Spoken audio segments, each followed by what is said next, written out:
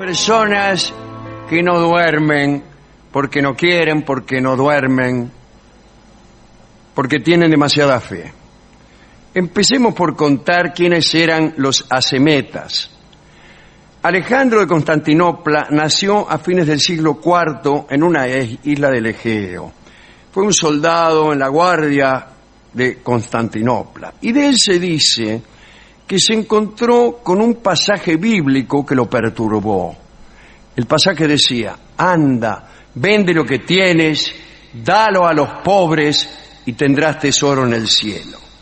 La cuestión fue que Alejandro abandonó la carrera militar, vendió todos sus bienes y se hizo eremita. Se fue a Siria, donde iban todos los ermitaños en aquella época, y allí permaneció 7 años como solitario. Como sucedía ya desde los orígenes de los primeros eremitas, alrededor de donde estaba el neato se establecieron un grupo de discípulos que pretendían seguir los pasos de Alejandro. Y él los organizó en diferentes coros, según la nacionalidad de cada uno: griegos, sirios, coptos, latinos. La liturgia de dichos monjes consistía en una alabanza continua a Dios, y por eso tomaron el nombre de asemetas, que quiere decir los que no duermen, porque no dormían nunca, se la pasaban cantando noche y día. Las comunidades monásticas asemetas se expandieron por Siria y Mesopotamia. Ya a partir del siglo V, los asemetas interpretaban con literalidad las palabras de Jesús. Era preciso orar todo el tiempo y no desfallecer. En realidad tenían un secreto: se turnaban en grupos con el fin de asegurar día y noche el canto perenne. De esta manera, la comunidad no dormía, y aunque alguno durmiese, el coro seguía. El coro era eterno, uno sustituía a otro y la rueda de los cánticos duraba eternamente. Algunos autores discuten la idea de que estos monjes nunca dormían y dicen que, como acabo de decir yo, que lo que nunca dormía era el coro. En realidad los asemetas estaban divididos en 3 coros, cada uno de los cuales cantaba los salmos a su vez y relevaba a los demás, de modo que este ejercicio duraba todas las horas del día y de la noche, conservando una salmodia perpetua. En otras comunidades de monjes también se practicaba la vigilia continua, pero de un modo más inorgánico.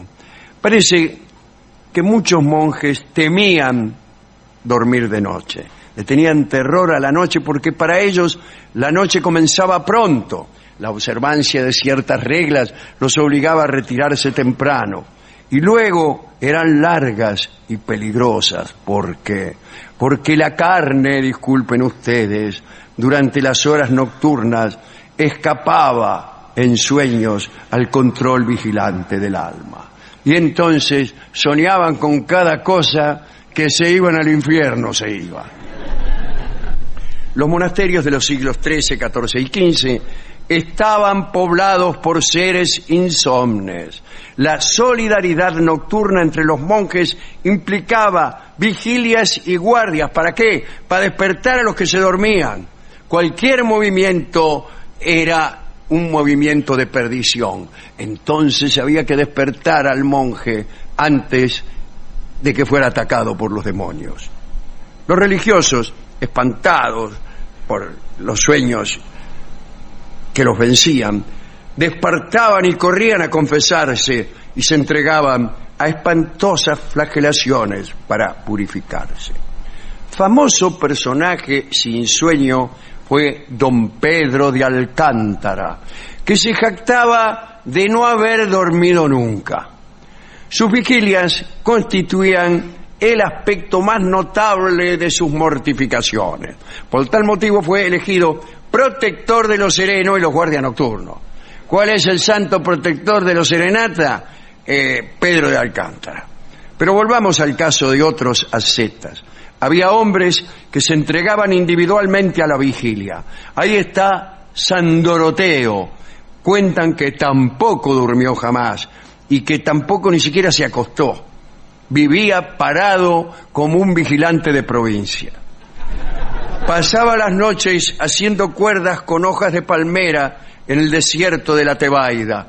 A veces tenía ataques de somnolencia y se lo veía con un andar zigzagueante, pero resistía y no se dormía. En el desierto de la Tebaida había un asceta que competía con los otros para demostrar quién ejecutaba mejor las renuncias. Se llamaba Benjamín. ¿Qué hace Benjamín? Una vez Benjamín se plantó junto a Doroteo a ver quién hacía más cuerda de palmera. Al fin, de lo que se trataba era de ver si era cierto que Doroteo no dormía nunca. Eso querían saber. Entonces Benjamín lo puso a prueba. Pasaron varios días hasta que Benjamín se durmió. Y cuenta la tradición que lo primero que escuchó al despertar fue el saludo de buenos días. ¿De quién? De San Doroteo. Que le dijo, buenos días. Era medio compadrón San Doroteo, me parece a mí. Bien, en la mitología mesopotámica, uno de los personajes más importantes era el héroe Gilgamesh, el inmortal.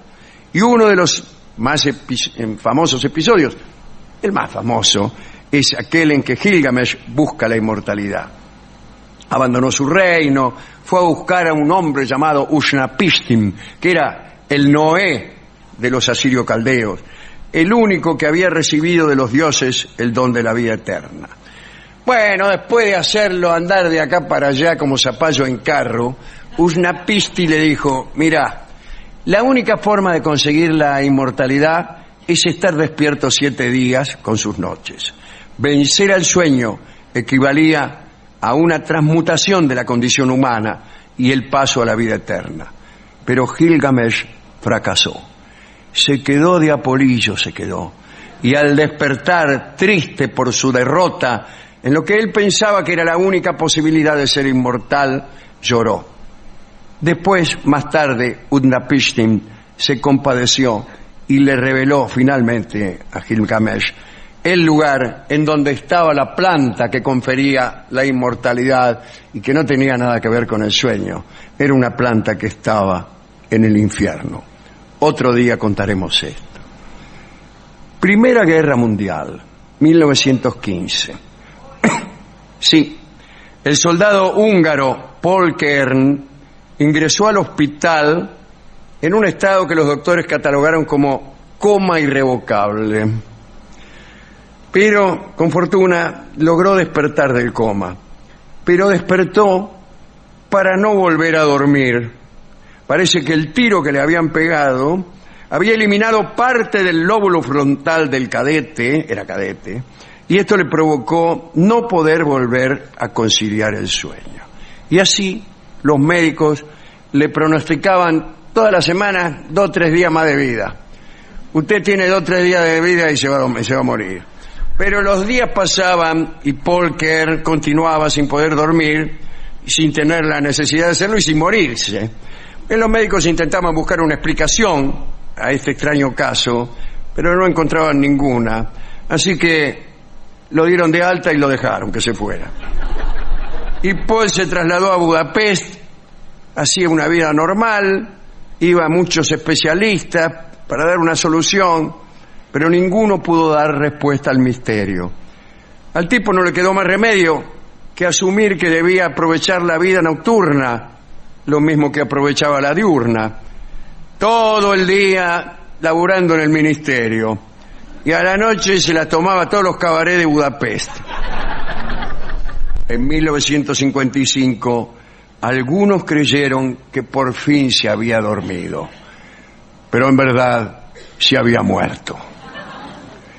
En la ciudad de Benares, donde está el centro del mundo, vive un niño que no quiere dormirse. El niño yace en su lecho, oyendo cuentos y canciones de cuna, pero no se duerme. Pasan los años y los siglos, se suceden las nodrizas y las arrulladoras pero el niño no duerme ni crece. Se dice que al cabo de 1000 años alguien acertará con la canción justa, una canción a la que los hombres santos llaman plegaria para un niño dormido.